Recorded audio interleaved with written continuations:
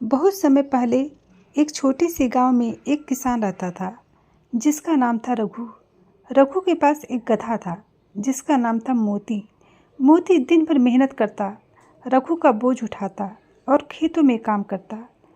लेकिन गांव के लोग उसे हमेशा ताना मारते और हंसते हुए कहते, बेचारा गधा तो गधा ही रहता है, कभी समझदार नहीं हो सकता।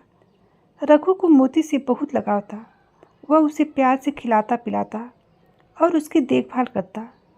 लेकिन मोती को लगता था कि लोग उसे बेवकूफ़ समझते हैं। वह इसी बात को लेकर हमेशा चिंता में रहता था। एक दिन मोती खेत में घास खा रहा था। खेलते खेलते वह एक पुराने और सूखे कुएं के पास पहुंच गया और अचानक उसका पैर फिसला और वह कुएं में जाकर गिर गया।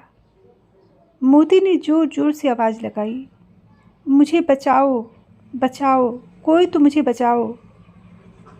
रघु ने जब मोती की आवाज़ सुनी तो वह दौड़कर कुएं के पास पहुंचा। उसने देखा कि मोती कुएं के अंदर फंसा हुआ है।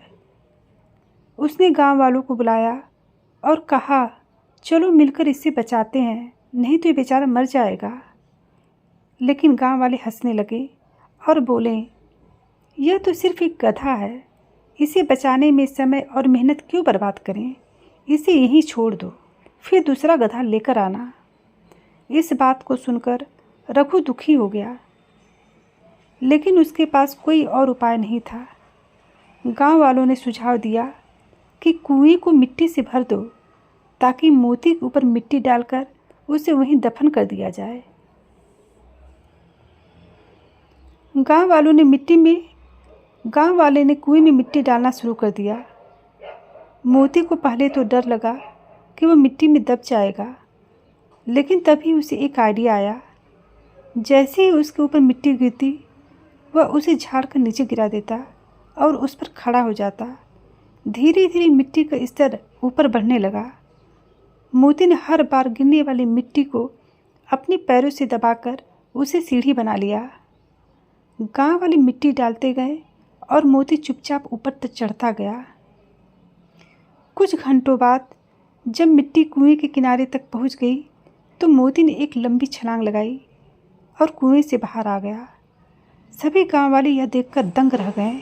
उन्होंने तो सोचा भी नहीं था कि ये गधा इतना समझदार रहेगा।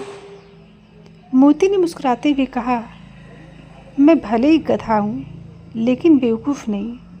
तुम लोगों ने मुझे मिट्टी में दफनाने की कोशिश की, लेकिन मैंने उसी मिट्टी का सहारा लेकर खुद को बचा लिया। गांव वाले शर्मिंदा हो गए और उन्होंने मोती से माफ़ी मांगी। रघु ने अपने गधे को गले लगाया और कहा, तू सच में समझदार है मोती। आज तूने ये साबित कर दिया कि गधा सिर्फ गधा नहीं होता, उसमें भी समझदारी होती है। और उस दिन के बाद गांव के लोग मोती को कभी ताना नहीं मारते थे। वे समझ गए थे कि हालात कितने भी कठिन क्यों न हो, अगर सूझबूझ और धैर्य से काम लिया जाए तो हर समस्या का हल निकल सकता है। और इस तरह एक गधे ने अपनी समझदारी से सबको सबक सिखाया। तो दोस्तों, कहानी अगर अच्छी लगे तो मेरे चैनल को लाइक से सब्सक्राइब करना ना भूलें। ठीक है दोस्तों, तो चलिए मिलते हैं अगली कहानी में। तब तक के लिए बाय बाय, गुड नाइट।